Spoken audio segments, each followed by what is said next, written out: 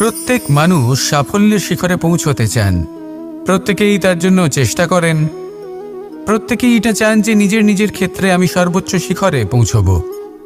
এবার সবসময় আমাদের প্রতিভা পূর্ণরূপে আমাদের সহায়ক হতে পারে না। কখনো কখনো আমরা সেই কাজ একা করতে পারি না। কখনো কখনো আমাদের সাহায্যের প্রয়োজন পড়ে। আর ঠিক এমন সময় বেশিরভাগ মানুষ ভুল করে ফেলেন।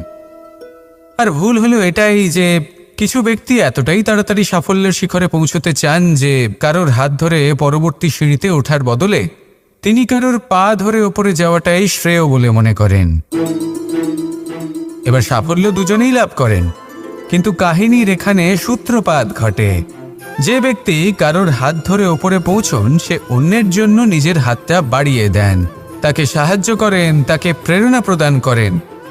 নতুন সম্পর্ক তৈরি হয়, বন্ধুত্বের বৃদ্ধি ঘটে এবং এই শ্রেষ্ঠ সম্পর্কগুলির সাথে উনি শ্রেষ্ঠ জীবন যাপন করেন। অন্যদিকে সেই ব্যক্তি যে কারোর পা ধরে সাফল্য অর্জন করেছিলেন সেই ব্যক্তি শুধু একজন দাস হয়ে থেকে যান। শুধু তাকে দেওয়া সমস্ত আদেশ পালন করেন তিনি। তার নিজের কোনো ব্যক্তিত্ব গড়ে ওঠে না।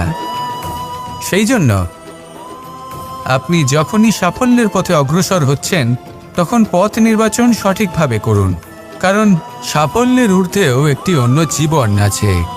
আসুন আমার সাথে ভালোবেসে বলুন রাধা রাধা। সকলের মন আনন্দে ভরিয়ে তোলে কোকিলের মধুর স্বর। কিন্তু এই মধুর স্বর আমরা বর্ষাকালে শুনতে পাই না কেন? তার কারণ কিন্তু এটা নয় যে বর্ষাকালে কোকিল অসুস্থ থাকে, তা নয়। কোকিল সিদ্ধান্ত নেয় নীরব থাকার। কিন্তু এই সিদ্ধান্ত কেন নেয়? তার কারণ হলো ব্যাঙ। বর্ষার ঋতুতে অনেক ছোট ছোট স্থানে জল জমে, আর সেই কারণে অনেক ব্যাঙের জন্ম হয়। এবার ওই ব্যাঙগুলোর ধ্বনি এতটাই প্রবল হয় যে তাদের মাঝে এই কোকিল যতই মধুর সুরে ডাকুক না কেন তার স্বর আমাদের কানে পৌঁছবে না। সেই জন্য ও সিদ্ধান্ত নেয় চুপ থাকার। আর এটাই হলো আমাদের জীবনের শিক্ষণীয় বিষয়। আপনি যদি এমন কোথাও থাকেন যেখানে আপনার আশেপাশে মূর্খ মানুষ আছেন, তাহলে সেখানে চুপ করে থাকাই হলো সবথেকে শ্রেষ্ঠ সিদ্ধান্ত। কারণ ওই মূর্খদের চিৎকারের সামনে কেউ আপনার জ্ঞানের কথা বুঝতেই পারবে না। সেই জন্য সেখানে চুপ করে থাকুন। পরবর্তীতে গিয়ে যেমন এই ব্যাঙের ডাক এটা শান্ত হবে আর তারপর থেমে যাবে, ঠিক তেমন মূর্খদের সময় একটা নির্দিষ্ট কালের পর গত হয়। আর তারপরে আসে বিবেকবানদের সময়, আপনার সময়। শুধু ধৈর্য ধরুন। আসুন আর আমার সাথে ভালোবেসে বলুন রাধা রাধা। প্রেম অত্যন্ত পবিত্র অনুভূতি, শুদ্ধ অনুভূতি। কোনো অশুভ মানুষের হৃদয় পরিবর্তন করার ক্ষমতা রাখে, তাদের মনেও করুণা জাগ্রত করার ক্ষমতা রাখে। কিন্তু কিছু মানুষ এমন আছেন, কিছু পরিস্থিতি, কিছু মুহূর্ত এমন আসে যখন প্রেমে শান্ত থাকা যায় না। ভালোবেসে কিছু বোঝানোর জন্য আমি যুদ্ধ থেকে পালিয়েছিলাম। আমাকে যুদ্ধবিমুখ বলা হয়েছিল, কিন্তু তখনও যখন জরাসন্ধ বুঝতে পারল না তখন ওকে দুটুকরো করে সমাপ্ত করতে হলো। প্রেমপূর্বক মৈত্রীর প্রস্তাব নিয়ে আমি হস্তিনাপুরে গিয়েছিলাম, কিন্তু যখন দুর্যোধনের অশুভ বুদ্ধি এটা বুঝতে পারল না তখন আমাকে মহাভারত রচনা করতে হলো। ভালোবেসে এই সংসারের জন্য আমি বাঁশি বাজাই। কিন্তু এমন কিছু মানুষ আছেন যারা প্রেমের ভাষা বুঝতে পারেন না। তাদের হাত থেকে এই সংসারে যে ভালোবাসা আছে তাকে রক্ষা করার জন্য আমাকে হাতে সুদর্শন চক্র তুলে নিতে হলো। এই সংসারে ভালোবাসা গুরুত্বপূর্ণ।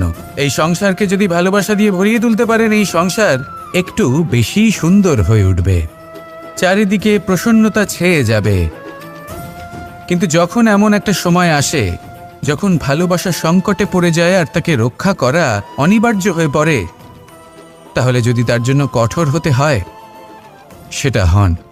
যদি হাতে অস্ত্র তুলে নিতে হয় তা তুলে নিন। এই ভালোবাসাকে সুরক্ষিত রাখা প্রয়োজনীয়। আসুন আমার সাথে ভালোবেসে বলুন রাধা রাধা। মানুষের জীবনে দুটি বড় মাপের সম্বল আছে। প্রথম হলো আশা। আশা, যেটা আমাদের সামনে পথ চলার প্রেরণা যোগায়। আশা যা আমাদের শক্তি প্রদান করে, সাহস যোগায়, আমাদের এটা বোঝায় যে এখন অনেক কিছু শুভ হওয়া বাকি আছে, ভয় পেও না। আর দ্বিতীয় হলো বিশ্বাস। জীবনে যখনই আমরা কাউকে বিশ্বাস করি তখন একটা বিশেষ মাপের শক্তি অনুভব করি। কখনো কখনো এই আশা হতাশায় পরিবর্তিত হয়ে যায়, আর বিশ্বাসঘাতকতায় পরিবর্তিত হয়। তখন কি করা যায়? তখন কি আপনি এটা বলবেন যে আশা করা অনুচিত, বিশ্বাসের অস্তিত্ব নেই? না, এটা কখনোই অনুচিত নয়।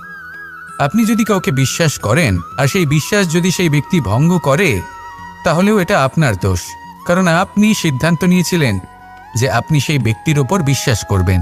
আপনার সিদ্ধান্তের দোষ ছিল, আপনার ভাগ্যে নয়। কিন্তু ধরুন এমন একটা পরিস্থিতি এলো, তখন কি করা উচিত? আশা করুন তাদের থেকে যারা আপনার থেকে বড়, আর বিশ্বাস করুন তাদের যারা আপনার সমতুল্য। আশা করতে হলে ঈশ্বরের কাছে করুন যে আমি জীবনে যা কিছুই করছি, যে কর্ম করছি, যাকে বিশ্বাস করছি, তারা আমার সাথে যেন কোনো অনুচিত না করেন। আমি শুধু এটাই আশা করব। আর বিশ্বাস অন্য কারোর ওপর করার আগে নিজের ওপর করুন, কারণ সত্যি বলতে আপনি নিজেকে কখনোই ঠকাবেন না, তাই না? আসুন আমার সাথে ভালোবেসে বলুন, রাধা রাধা। এই নিম পাতাকে দেখুন, ওর কিন্তু অনেকগুলো গুণ আছে। অনেক অসুখের নিরাময়ের জন্য এই নিম ওষুধ হিসেবে ব্যবহৃত হয়। এটা এই পরিবেশের জন্যও ভালো, আমাদের শরীরের জন্যও ভালো। কিন্তু যখন এটা চেখে দেখবেন তখন বুঝতে পারবেন এই নিম পাতা খুব তেতো। এবার এই যে নিম পাতার স্বাদ তেতো, সেটা কি খারাপ ব্যাপার? তেতো স্বাদ হওয়া কি খারাপ ব্যাপার? দেখুন, নিম পাতার স্বাদ তেতো, তাতে ওর কোনো দোষ নেই। ঠিক সেভাবেই আমের স্বাদ মিষ্টি, তাতে আমের কোনো মাহাত্ম্য নেই। কে নির্ধারণ করে যে কোনটা মিষ্টি আর কোনটা তেতো? জিহ্বা। আমাদের জিহ্বা আমাদের বুঝিয়ে দেয় যে কোনটা মিষ্টি আর কোনটা তেতো, আর আমাদের এই জিহ্বার মিষ্টি পছন্দ। ঠিক সেভাবেই যদি আপনি নিমের মতো হন, আপনার মধ্যে অনেক ভালো গুণ আছে, আপনি জানেন, আপনি সৎকর্ম করতে চান আর করতেই থাকছেন। কিন্তু এমন কোনো ব্যক্তি আছেন যে আপনাকে ঠিক বুঝে উঠতে পারছেন না, কোনো ব্যক্তি হয়তো আপনাকে ততটা সম্মান করছে না, তাহলে এতে আপনার কোনো দোষ নেই। আপনি নিজের কর্ম করতে থাকুন। যদি সমস্যা বা দোষ কিছুতে থাকে, তাহলে সেই ব্যক্তির পরখ করার ক্ষমতায় আছে। আপনি শুধু নিজেকে বিকাশের পথে নিয়ে যান, সৎকর্ম করুন, আর আমার সাথে ভালোবেসে বলুন, রাধা রাধা। মস্তিষ্কের মেধা প্রত্যেক মানুষের কাছেই আছে। এর বর্গীকরণ করা সম্ভব তিনটি স্তরে: নিম্ন, মধ্য এবং উচ্চ। এবার সেই ব্যক্তি যার মস্তিষ্ক মেধা নিম্ন স্তরের, তিনি কোন বিষয়ে কথা বলেন, কোন বিষয়ে আলোচনা করেন, কি কি সেই বিষয় যা নিয়ে এনারা ভাবেন? লেনদেন, লাভ ক্ষতি, সম্পর্ক ভাঙা গড়া, জীবনের এই ছোট ছোট বিষয়গুলি। এর ঊর্ধ্বে এনাদের কথা এবং ভাবনা যায়ই না। এবার যে ব্যক্তি এমন হন যার মস্তিষ্ক মেধা মধ্যস্তরের, সেই ব্যক্তি কি করেন, কোন বিষয়ে কথা বলেন? জীবনের ঘটনাগুলির বিষয়ে কথা বলেন। কি হয়েছিল, কিভাবে হয়েছিল, কিভাবে সেটা আরো বেশি শ্রেষ্ঠ করে তোলা সম্ভব।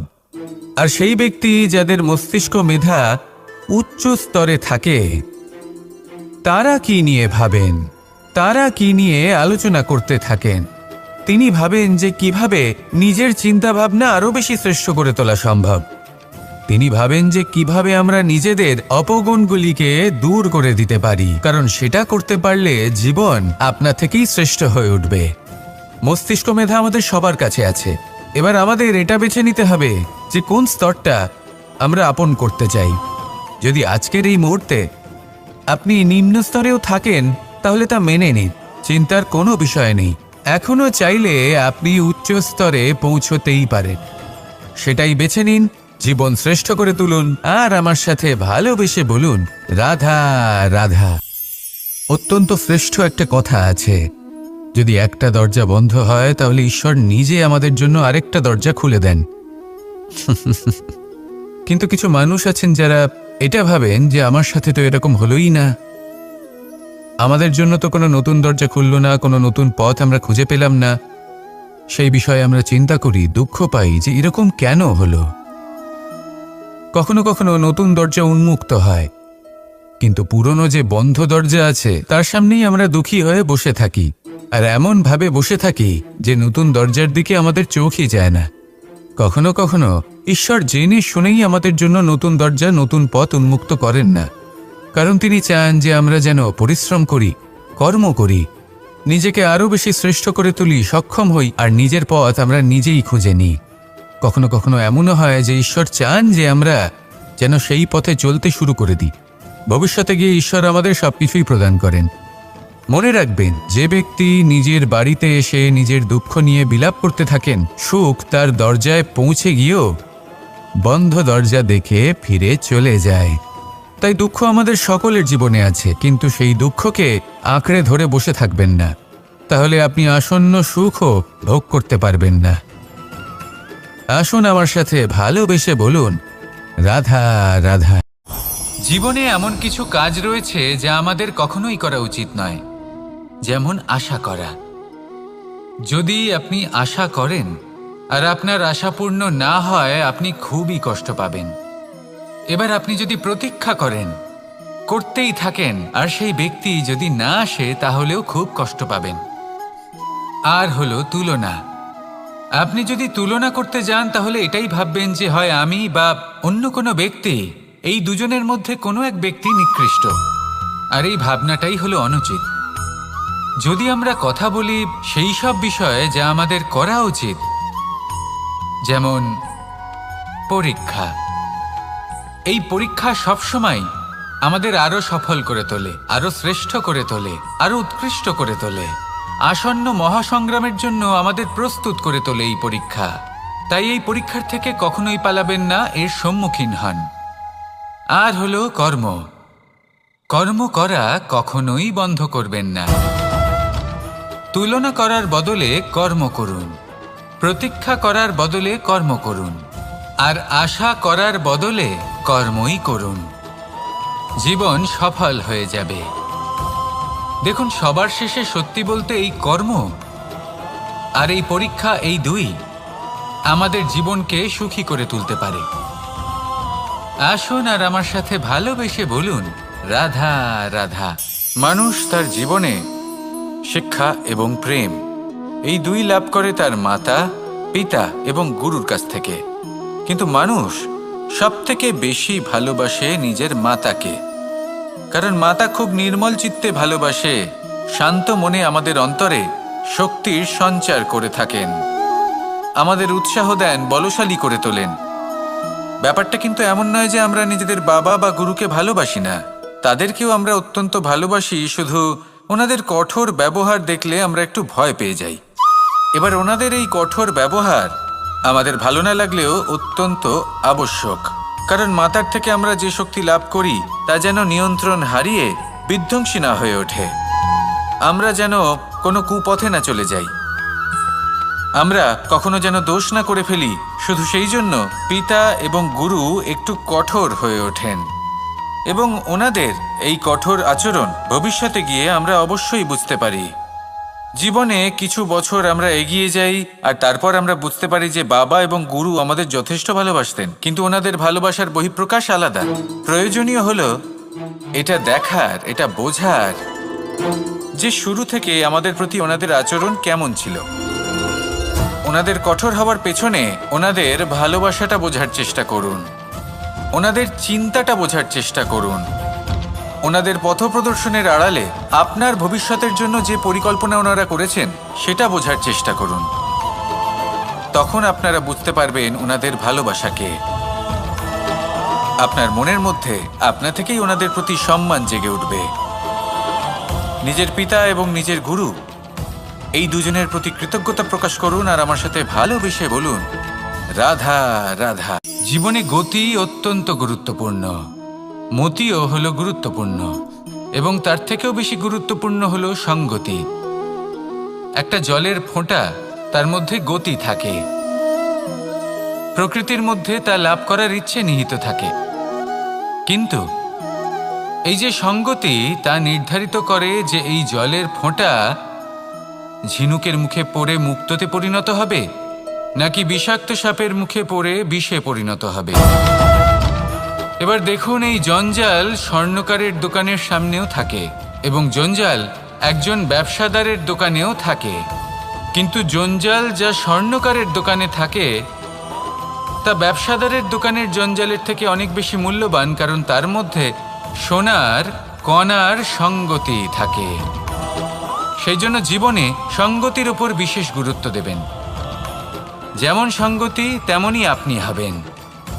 আসুন আমার সাথে ভালোবেসে বলুন, রাধা রাধা। আমি দ্বারকাধীশ এবং আমার সভাতে বিভিন্ন সময় বিভিন্ন ধরনের মানুষ আসেন, নিজেদের দাবি নিয়ে, নিজেদের ইচ্ছে নিয়ে। কখনো কেউ ভোজন চান, আবার কখনো কেউ ওষুধ, কখনো কেউ বস্তু চান, কেউ আবার চান বস্ত্র। কারোর জ্ঞান চাই, কারোর ধন চাই, আবার কারোর বাসস্থান। অনেক সময় আমি এই অনুরোধ, এই ইচ্ছে পূর্ণ করি না। এবার আপনি এটা ভাবতেই পারেন যে কৃষ্ণ তো তাহলে লোভী, ওর কাছে তো সবকিছুই রয়েছে, তারপরেও সে নিজের প্রজার ইচ্ছে পূর্ণ করে না, তাদের সমস্যাগুলি বুঝতে পারে না, তাদের সুখ স্বাচ্ছন্দ্য প্রদান করে না। আসল সত্য হলো এটাই যে কোনো সবল ব্যক্তি, যে কোনো গৃহস্থ ব্যক্তি যে কাজ করতে সক্ষম, তার পরিশ্রম দ্বারাই নিজের প্রয়োজনগুলি এবং ইচ্ছেগুলি পূরণ করা উচিত। এটা অত্যন্ত প্রয়োজনীয়। আর এগুলো তিনি করতে পারেন শিল্প, ব্যবসা, আচরণ অথবা জ্ঞানের ভিত্তিতে। এই পথে চলতে হবে, পরিশ্রম করতে হবে, তবেই সে কিছু অর্জন করতে পারবে। এবার এমন কোনো ব্যক্তি যার এই সব কিছুতে কোনো রুচি নেই, যে কিছুই করতে চায় না, সে কিছুই অর্জন করতে পারবে না। এবার এরকম কোনো ব্যক্তিকে যদি আমি কোনো বস্তু প্রদান করি, তাহলে কি হবে?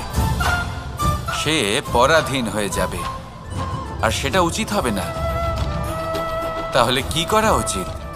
তাকে পথ দেখানো, তাকে বোঝাতে হবে যে কোন পথে চলে তুমি নিজের লক্ষ্য প্রাপ্ত করতে পারবে।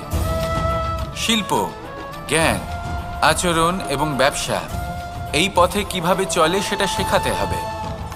আর আমি সেটাই করি। তার ফলে কি হয়? ব্যক্তি স্বাধীন হয়ে যায়। সংসারে সে যা চাইবে তাই প্রাপ্ত করতে পারবে, কখনো কারোর থেকে কিছু চাইবার প্রয়োজন পড়বেই না। এই কথাটা সবসময় মনে রাখবেন। যখনই দান করবেন তা ভাবনা চিন্তা করে এমনভাবে দান করবেন যাতে সামনের ব্যক্তি স্বাধীন হতে পারেন, পরাধীন নয়। আসুন আমার সাথে ভালোবেসে বলুন, রাধা রাধা।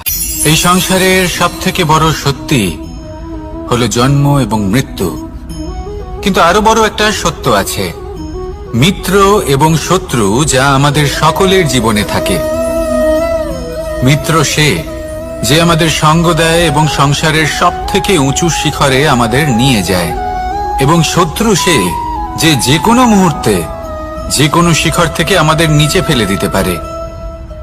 এবার বিচিত্র ব্যাপার হলো এটাই যে আমরা নিজেরাই এদের সাথে নিয়ে চলি, নিজেরাই এদের পালন করি। তা কি করে? প্রথমে বুঝুন এই মিত্র এবং শত্রু কারা। আপনার নিজের মন, আর কেউ নয়। এই মনই হলো মিত্র যখন তাতে ভারসাম্য বজায় থাকে, তা নিয়ন্ত্রিত থাকে, তা পবিত্র হয়। কিন্তু যদি এই মন অনিয়ন্ত্রিত হয়ে পড়ে, যদি আপনাকে সে নিয়ন্ত্রণ করতে শুরু করে, তখন সেই আপনার সব থেকে বড় শত্রু হয়। সেই জন্য এই মনের ওপর নিয়ন্ত্রণ রাখতে শিখুন, এতে ভারসাম্য বজায় রাখতে শিখুন। তাহলে আপনি এমন এক বন্ধুকে পাবেন যে আপনাকে এই সংসারের শিখরে পৌঁছে দেবে। আসুন আমার সাথে ভালোবেসে বলুন, রাধা রাধা। ঈশ্বর আসলে কে? সংসারের বেশিরভাগ মানুষের কাছে ঈশ্বর হলেন এই সংসারের রচয়িতা, পালনকর্তা। কারোর কাছে উনি জ্ঞাতা, কারোর কাছে উনি হলেন আস্থার প্রতীক, আবার কারোর জন্য শুধুমাত্র অন্ধ বিশ্বাস। কিন্তু এই ঈশ্বর কি কোনো শরীর, নাকি একটা বোধ, নাকি শুধুই শ্রদ্ধা? ঈশ্বর হলেন তিনি, যিনি হলেন আপনার ইষ্ট। সেই জন্যই তো গুরু, মাতা, পিতা এনাদেরও ঈশ্বরই বলা হয়েছে। যাদেরকে আমরা ঈশ্বর বলে মনে করি, যারা আমাদের ইষ্ট, তারা আমাদের একটি পথ দেখান, একটি দিকে চালিত করেন। সেই পথে চলে আপনি শুভ কর্ম করতে পারেন। আর যখন কোনো ব্যক্তি তার ঈশ্বরের আদেশ পালন করেন, তখন সে নিজে থেকেই শুভ পথে অগ্রসর হয়ে যান। বেশ কয়েকজন মানুষ ঈশ্বরের উপর আস্থা রাখেন এবং ভাবেন যে অনুচিত কোনো কাজ করা উচিত নয়, ঈশ্বর দেখছেন। ওনারা ভয় পান যে কোনো অনুচিত কর্ম করলে কে জানে তার পরিণাম কি হবে। এমন অনেক ব্যক্তি রয়েছেন যারা ঈশ্বরকে বিশ্বাস করেন এবং জানেন যে ঈশ্বর তাদেরকে দেখছেন। তাই যে যে শুভ কর্ম ওনারা করেছেন তার ফল তারা অবশ্যই পাবেন। এবার আপনি ভয় পেয়ে ঈশ্বরকে বিশ্বাস করবেন, নাকি বিশ্বাসের দ্বারা ঈশ্বরকে বিশ্বাস করবেন, সেই সিদ্ধান্ত আপনারই। কিন্তু হ্যাঁ, যদি আপনার মনে ঈশ্বরের জন্য কোনো স্থান থাকে, যদি আপনার কোনো ইষ্ট থাকেন, যদি আপনি কাউকে ঈশ্বর মনে করেন, যার প্রত্যেক আদেশ আপনি পালন করে থাকেন, তাহলে বলি ঈশ্বর কখনো আপনাকে অনুচিত পথে চালিত করবেন না। আসুন আমার সাথে ভালোবেসে বলুন, রাধা রাধা। এই সংসারে ভিন্ন ভিন্ন ধরনের গাছ আছে, অসংখ্য ধরনের প্রজাতি আছে। কিছু গাছ পাতা দিয়ে থাকে, কিছু ফুল, কিছু ফল। কেউ ছায়া প্রদান করে, কেউ শীতলতা প্রদান করে, কেউ নিজেকে খুব কষ্ট দিয়ে এই সংসারের বিকাশে সহায়ক হয়ে ওঠে। কিন্তু এই সবার মধ্যে একটা বিষয় কিন্তু সমান। এরা প্রত্যেকেই পাতা ছাড়া, ফুল ছাড়া, ফল ছাড়া জীবিত থাকতেই পারে, কিন্তু কোনো বৃক্ষই শিকড় ছাড়া বেঁচে থাকতেই পারে না। এটাই হলো রাধার। ঠিক সেইভাবেই আমাদের জীবনে শক্তি হোক, ধন হোক বা সাফল্য হোক, আমাদের বা আমাদের পরিবারের প্রসন্নতাই হোক, এই সব কিছুর আধার হলো, সবকিছুর মূল হলো পরিশ্রম।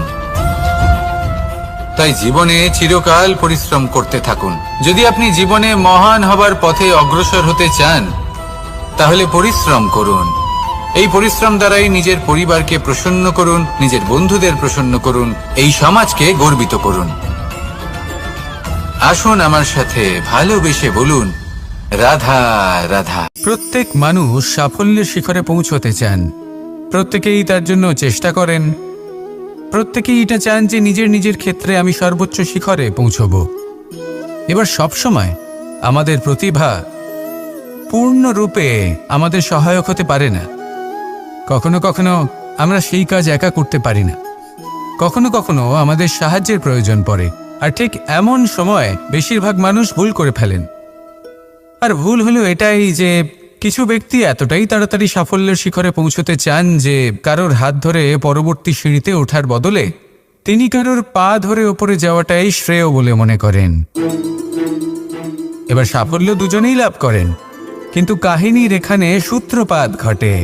যে ব্যক্তি কারোর হাত ধরে ওপরে পৌঁছন, সে অন্যের জন্য নিজের হাতটা বাড়িয়ে দেন, তাকে সাহায্য করেন, তাকে প্রেরণা প্রদান করেন। নতুন সম্পর্ক তৈরি হয়, বন্ধুত্বের বৃদ্ধি ঘটে এবং এই শ্রেষ্ঠ সম্পর্কগুলির সাথে উনি শ্রেষ্ঠ জীবন যাপন করেন। অন্যদিকে সেই ব্যক্তি যে কারোর পা ধরে সাফল্য অর্জন করেছিলেন, সেই ব্যক্তি শুধু একজন দাস হয়ে থেকে যান। শুধু তাকে দেওয়া সমস্ত আদেশ পালন করেন তিনি, তার নিজের কোনো ব্যক্তিত্ব গড়ে ওঠে না। সেই জন্য আপনি যখনই সাফল্যের পথে অগ্রসর হচ্ছেন, তখন পথ নির্বাচন সঠিকভাবে করুন, কারণ সাফল্যের ঊর্ধ্বেও একটি অন্য জীবন আছে। আসুন আমার সাথে ভালোবেসে বলুন, রাধা রাধা। সকলের মন আনন্দে ভরিয়ে তোলে কোকিলের মধুর স্বর। কিন্তু এই মধুর স্বর আমরা বর্ষাকালে শুনতে পাই না কেন? তার কারণ কিন্তু এটা নয় যে বর্ষাকালে কোকিল অসুস্থ থাকে, তা নয়। কোকিল সিদ্ধান্ত নেয় নীরব থাকার। কিন্তু এই সিদ্ধান্ত কেন নেয়? তার কারণ হলো ব্যাঙ। বর্ষার ঋতুতে অনেক ছোট ছোট স্থানে জল জমে, আর সেই কারণে অনেক ব্যাঙের জন্ম হয়। এবার ওই ব্যাঙগুলোর ধ্বনি এতটাই প্রবল হয় যে তাদের মাঝে এই কোকিল যতই মধুর সুরে ডাকুক না কেন, তার স্বর আমাদের কানে পৌঁছবে না। সেই জন্য ও সিদ্ধান্ত নেয় চুপ থাকার। আর এটাই হলো আমাদের জীবনের শিক্ষণীয় বিষয়।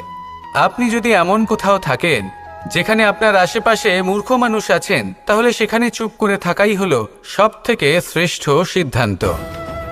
কারণ ওই মূর্খদের চিৎকারের সামনে কেউ আপনার জ্ঞানের কথা বুঝতেই পারবে না।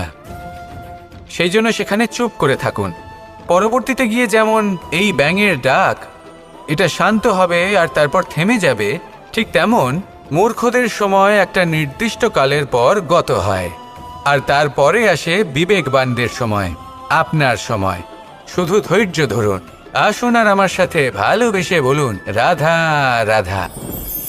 প্রেম অত্যন্ত পবিত্র অনুভূতি, শুদ্ধ অনুভূতি। কোনো অশুভ মানুষের হৃদয় পরিবর্তন করার ক্ষমতা রাখে, তাদের মনেও করুণা জাগ্রত করার ক্ষমতা রাখে। কিন্তু কিছু মানুষ এমন আছেন, কিছু পরিস্থিতি, কিছু মুহূর্ত এমন আসে যখন প্রেমে শান্ত থাকা যায় না। ভালোবেসে কিছু বোঝানোর জন্য আমি যুদ্ধ থেকে পালিয়েছিলাম। আমাকে যুদ্ধবিমুখ বলা হয়েছিল, কিন্তু তখনও যখন জরাসন্ধ বুঝতে পারল না, তখন ওকে দুটুকরো করে সমাপ্ত করতে হলো। প্রেমপূর্বক মৈত্রীর প্রস্তাব নিয়ে আমি হস্তিনাপুরে গিয়েছিলাম, কিন্তু যখন দুর্যোধনের অশুভ বুদ্ধি এটা বুঝতে পারল না, তখন আমাকে মহাভারত রচনা করতে হলো। ভালোবেসে এই সংসারের জন্য আমি বাঁশি বাজাই। কিন্তু এমন কিছু মানুষ আছেন যারা প্রেমের ভাষা বুঝতে পারেন না। তাদের হাত থেকে এই সংসারে যে ভালোবাসা আছে তাকে রক্ষা করার জন্য আমাকে হাতে সুদর্শন চক্র তুলে নিতে হলো। এই সংসারে ভালোবাসা গুরুত্বপূর্ণ। এই সংসারকে যদি ভালোবাসা দিয়ে ভরিয়ে তুলতে পারেন, এই সংসার একটু বেশি সুন্দর হয়ে উঠবে, চারিদিকে প্রসন্নতা ছেয়ে যাবে।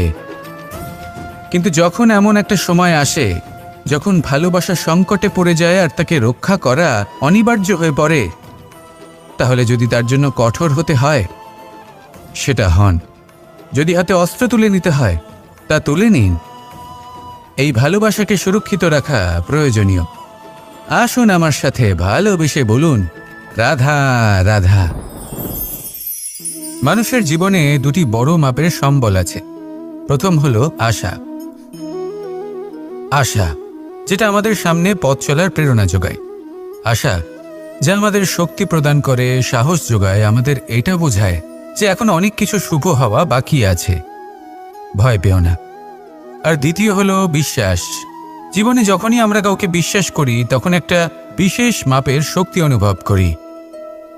কখনো কখনো এই আশা হতাশায় পরিবর্তিত হয়ে যায়, আর বিশ্বাসঘাতকতায় পরিবর্তিত হয়। তখন কি করা যায়? তখন কি আপনি এটা বলবেন যে আশা করা অনুচিত, বিশ্বাসের অস্তিত্ব নেই? না, এটা কখনোই অনুচিত নয়।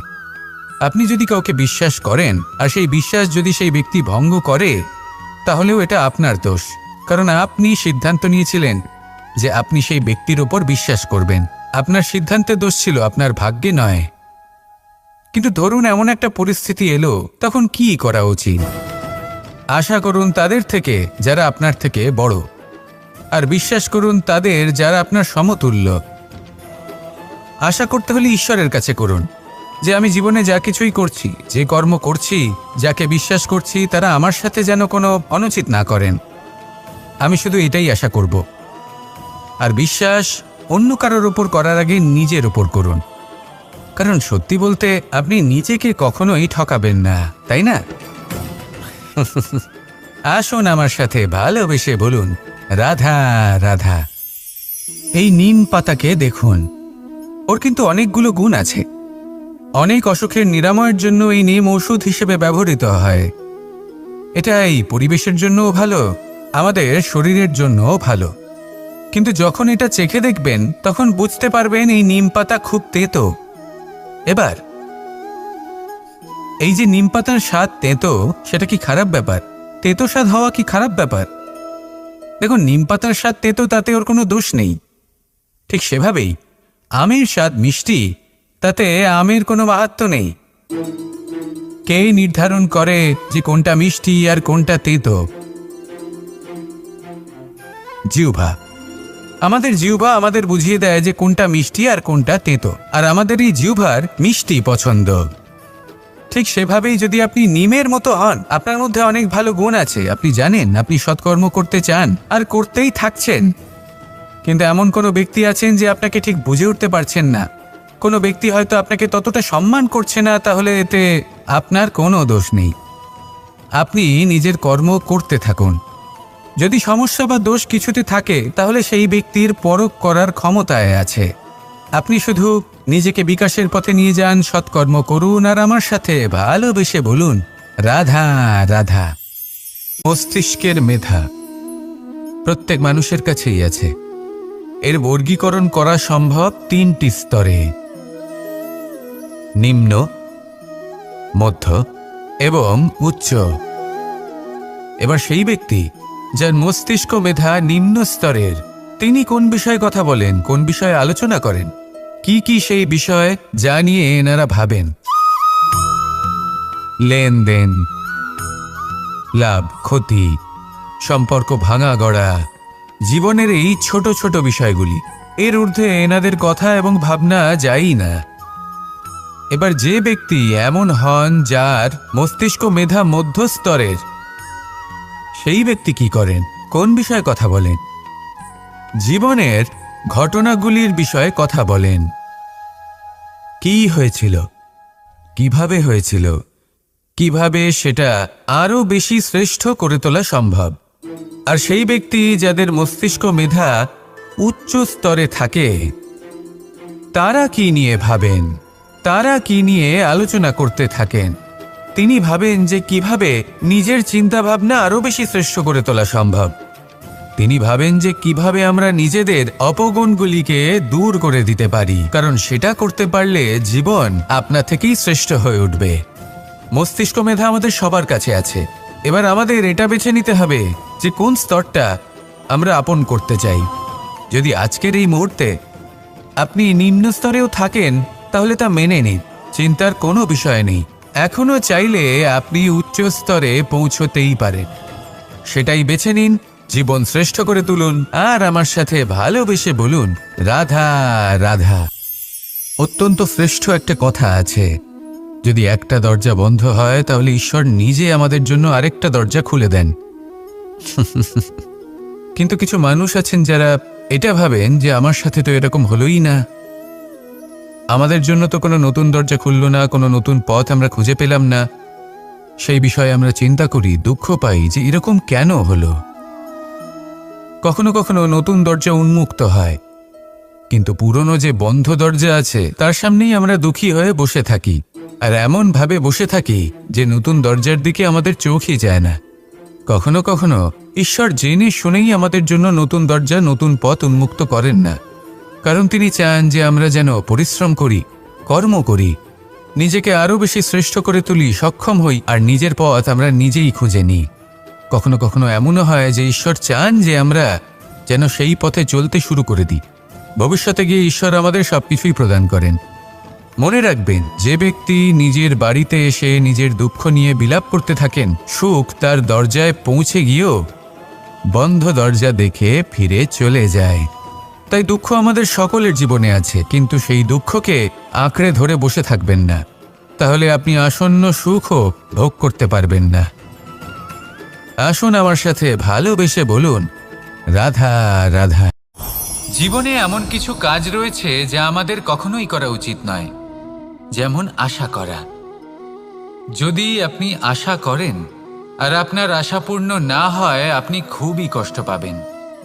এবার আপনি যদি প্রতীক্ষা করেন, করতেই থাকেন, আর সেই ব্যক্তি যদি না আসে, তাহলেও খুব কষ্ট পাবেন। আর হলো তুলনা। আপনি যদি তুলনা করতে যান, তাহলে এটাই ভাববেন যে হয় আমি বা অন্য কোনো ব্যক্তি, এই দুজনের মধ্যে কোনো এক ব্যক্তি নিকৃষ্ট, আর এই ভাবনাটাই হলো অনুচিত। যদি আমরা কথা বলি সেই সব বিষয়ে যা আমাদের করা উচিত, যেমন পরীক্ষা, এই পরীক্ষা সবসময় আমাদের আরো সফল করে তোলে, আরো শ্রেষ্ঠ করে তোলে, আরো উৎকৃষ্ট করে তোলে। আসন্ন মহাসংগ্রামের জন্য আমাদের প্রস্তুত করে তোলে এই পরীক্ষা। তাই এই পরীক্ষার থেকে কখনোই পালাবেন না, এর সম্মুখীন হন। আর হলো কর্ম। কর্ম করা কখনোই বন্ধ করবেন না। তুলনা করার বদলে কর্ম করুন, প্রতীক্ষা করার বদলে কর্ম করুন, আর আশা করার বদলে কর্মই করুন। জীবন সফল হয়ে যাবে। দেখুন, সবার শেষে সত্যি বলতে এই কর্ম আর এই পরীক্ষা, এই দুই আমাদের জীবনকে সুখী করে তুলতে পারে। আসুন আর আমার সাথে ভালোবেসে বলুন, রাধা রাধা। মানুষ তার জীবনে শিক্ষা এবং প্রেম এই দুই লাভ করে তার মাতা, পিতা এবং গুরুর কাছ থেকে। কিন্তু মানুষ সবথেকে বেশি ভালোবাসে নিজের মাতাকে, কারণ মাতা খুব নির্মল চিত্তে ভালোবাসে, শান্ত মনে আমাদের অন্তরে শক্তির সঞ্চার করে থাকেন, আমাদের উৎসাহ দেন, বলশালী করে তোলেন। ব্যাপারটা কিন্তু এমন নয় যে আমরা নিজেদের বাবা বা গুরুকে ভালোবাসি না, তাদেরকেও আমরা অত্যন্ত ভালোবাসি, শুধু ওনাদের কঠোর ব্যবহার দেখলে আমরা একটু ভয় পেয়ে যাই। এবার ওনাদের এই কঠোর ব্যবহার আমাদের ভালো না লাগলেও অত্যন্ত আবশ্যক, কারণ মাতার থেকে আমরা যে শক্তি লাভ করি তা যেন নিয়ন্ত্রণ হারিয়ে বিধ্বংসী না হয়ে ওঠে, আমরা যেন কোনো কুপথে না চলে যাই, আমরা কখনো যেন দোষ না করে ফেলি। শুধু সেই জন্য পিতা এবং গুরু একটু কঠোর হয়ে ওঠেন, এবং ওনাদের এই কঠোর আচরণ ভবিষ্যতে গিয়ে আমরা অবশ্যই বুঝতে পারি। জীবনে কিছু বছর আমরা এগিয়ে যাই আর তারপর আমরা বুঝতে পারি যে বাবা এবং গুরু আমাদের যথেষ্ট ভালোবাসতেন, কিন্তু ওনাদের ভালোবাসার বহিঃপ্রকাশ আলাদা। প্রয়োজনীয় হলো এটা দেখার, এটা বোঝার যে শুরু থেকে আমাদের প্রতি ওনাদের আচরণ কেমন ছিল। ওনাদের কঠোর হওয়ার পেছনে ওনাদের ভালোবাসাটা বোঝার চেষ্টা করুন, ওনাদের চিন্তাটা বোঝার চেষ্টা করুন, ওনাদের পথপ্রদর্শনের আড়ালে আপনার ভবিষ্যতের জন্য যে পরিকল্পনা ওনারা করেছেন সেটা বোঝার চেষ্টা করুন। তখন আপনারা বুঝতে পারবেন ওনাদের ভালোবাসাকে। আপনার মনের মধ্যে আপনা থেকেই ওনাদের প্রতি সম্মান জেগে উঠবে। নিজের পিতা এবং নিজের গুরু এই দুজনের প্রতি কৃতজ্ঞতা প্রকাশ করুন আর আমার সাথে ভালোবেসে বলুন, রাধা রাধা। জীবনে গতি অত্যন্ত গুরুত্বপূর্ণ, মতিও হলো গুরুত্বপূর্ণ, এবং তার থেকেও বেশি গুরুত্বপূর্ণ হলো সঙ্গতি। একটা জলের ফোঁটা, তার মধ্যে গতি থাকে, প্রকৃতির মধ্যে তা লাভ করার ইচ্ছে নিহিত থাকে, কিন্তু এই যে সঙ্গতি তা নির্ধারিত করে যে এই জলের ফোঁটা ঝিনুকের মুখে পড়ে মুক্তোতে পরিণত হবে নাকি বিষাক্ত সাপের মুখে পড়ে বিষে পরিণত হবে।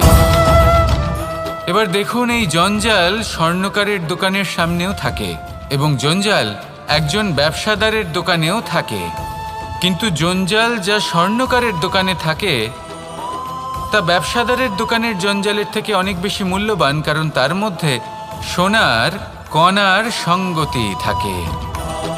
সেই জন্য জীবনে সঙ্গতির উপর বিশেষ গুরুত্ব দেবেন। যেমন সঙ্গতি তেমনই আপনি হবেন। আসুন আমার সাথে ভালোবেসে বলুন, রাধা রাধা।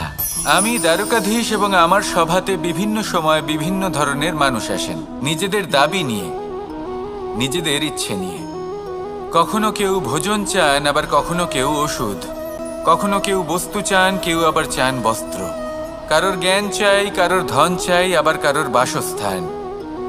অনেক সময় আমি এই অনুরোধ, এই ইচ্ছে পূর্ণ করি না। এবার আপনি এটা ভাবতেই পারেন যে কৃষ্ণ তো তাহলে লোভী, ওর কাছে তো সবকিছুই রয়েছে, তারপরেও সে নিজের প্রজার ইচ্ছে পূর্ণ করে না, তাদের সমস্যাগুলি বুঝতে পারে না, তাদের সুখ স্বাচ্ছন্দ্য প্রদান করে না। আসল সত্য হলো এটাই যে কোনো সবল ব্যক্তি, যে কোনো গৃহস্থ ব্যক্তি যে কাজ করতে সক্ষম তার পরিশ্রম দ্বারাই নিজের প্রয়োজনগুলি এবং ইচ্ছেগুলি পূরণ করা উচিত। এটা অত্যন্ত প্রয়োজনীয়, আর এগুলো তিনি করতে পারেন শিল্প, ব্যবসা, আচরণ অথবা জ্ঞানের ভিত্তিতে। এই পথে চলতে হবে, পরিশ্রম করতে হবে, তবেই সে কিছু অর্জন করতে পারবে। এবার এমন কোনো ব্যক্তি যার এই সব কিছুতে কোনো রুচি নেই, যে কিছুই করতে চায় না, সে কিছুই অর্জন করতে পারবে না। এবার এরকম কোনো ব্যক্তিকে যদি আমি কোনো বস্তু প্রদান করি, তাহলে কি হবে?